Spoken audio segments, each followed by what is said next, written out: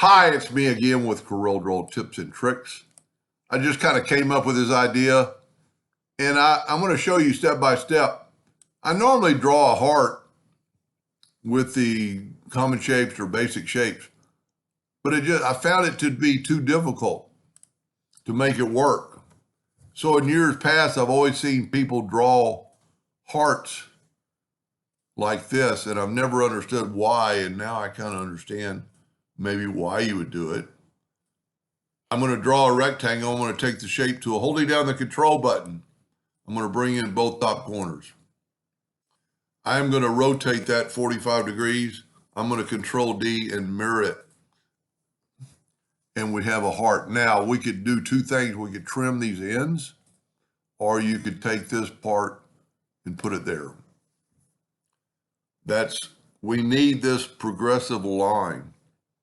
Now, really the best way to do it is take a 2-point line and rotate it 45 degrees.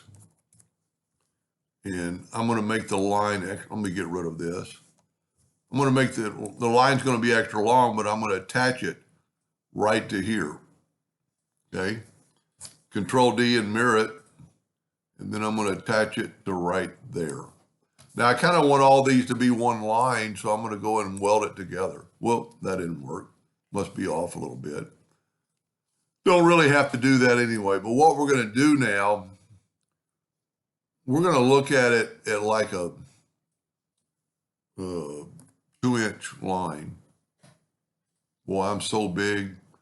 Let me reduce it in size. And let's go 36 points. And you can make it any width you want. Now, but what's going to happen now is when we take and go to object and convert the outline to an object, and left click and right click, you see you've got some extra lines. But if we take it and now weld it, we get that. Now you could do two things. You could make all one solid, or you could have lines and make it look like, so I just went with all one solid. I'm going to go ahead and make it smaller. Now, normally, I'm going to set my nudge factor on like 20 to get this out of the way. Normally, I take,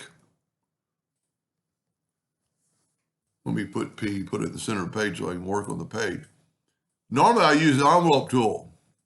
I'm not going to this time. I found a different way that might be even better. I'm going to hit P. I'm going to draw another ellipse, Control D, and then holding down the Shift key so it'll grow inwardly. Then I'm going to take a 2-point line, holding down the control button so it's perpendicular, and I'm going to rotate that guy 10 degrees. I'm going to Control D to the next one, that same one, and I'm going to make it 350 degrees, or a -10. Now we have an envelope form, but we're not going to use the envelope. If we left click, right click, get an outline, let's bring this closer.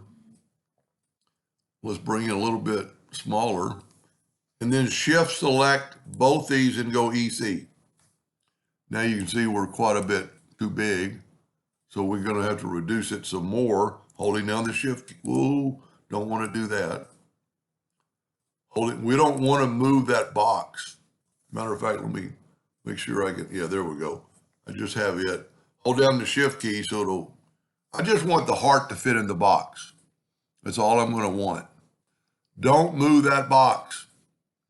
That's pretty important because you want to be able to put it right back where it was. So holding down the control button, let's move that down a little bit. In this particular case, it isn't going to work because my lines are going to stick out further than I want.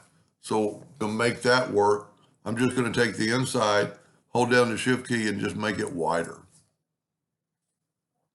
Make an envelope form, but we're not going to use the envelope tool. We're going to do this. Shift select both those and go EC. That's pretty good. Now we're plenty size-wise. We could actually make it maybe a little bit bigger, holding down the shift key.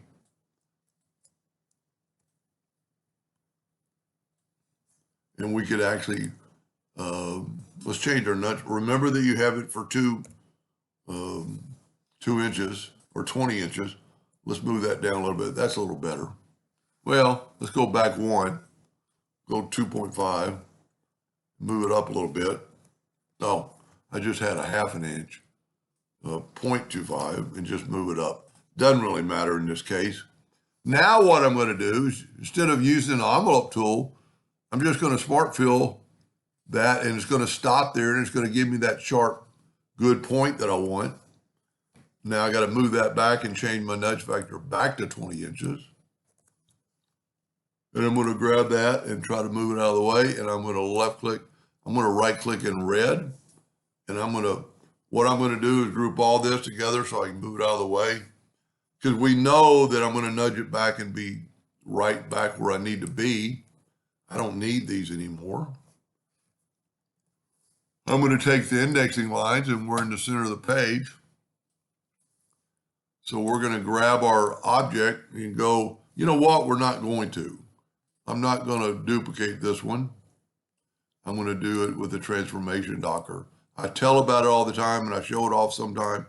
But this time, now move the indexing line. If you're just off just a little bit, so we're on. Now we're 20 degrees, so I'm going to go, I've got it in the center of the page. I'm going to go to Windows, Dockers, Transform or Transformation, depending on what version you have. I'm going to rotate it 20 degrees. There are 18, but I only need 17 because we've already got one. And look what it did. Now, I don't think this pattern is nice as my first one because I made the heart a little different, or made the item a little bit differently, and then just weld it together. Then you could turn it blue, take away the outline, and then I played around with it. But let's make it a little bit better. Let's make it a little bit closer. So let's do this. Let's move this back out. Let's go ahead and get our, I'm going to call it the envelope form, even though we're not going to use the envelope. I'm going to left click, right click. And if you select this one first, then shift select that one, you can go EC. Now what I'm going to do is, I've got this one selected. I'm going to hold down the shift key, and I'm going to elongate that. And then I'm actually going to move it down a little bit, but I need to hold down the control button so it'll be more in the center. So this is going to be totally different now. So now we're going to take the Smart Fill tool, fill that in, and we don't even have to move that circle back around. Let's just move it back to the center, put it the center rotation. I really like using the transformation docker. I just don't do it sometimes. Because by the time, and I could make a hotkey for it. By the time I get all this done, see, there's already a hotkey at alternate F7, and we got the same settings, so it's going to do the same thing. Total different look if you look at it. Let's go ahead and weld that together. And let's look at these two combined. Total different look just because I stretched out the heart. This one looks much better. This has its reason to have it. Don't get me wrong. But this looks more like a continuous heart. And there's a lot you could do with this before you do this. And I might even make a second video on how to do that. Anyway, I hope that gave you some ideas. And thank you for watching.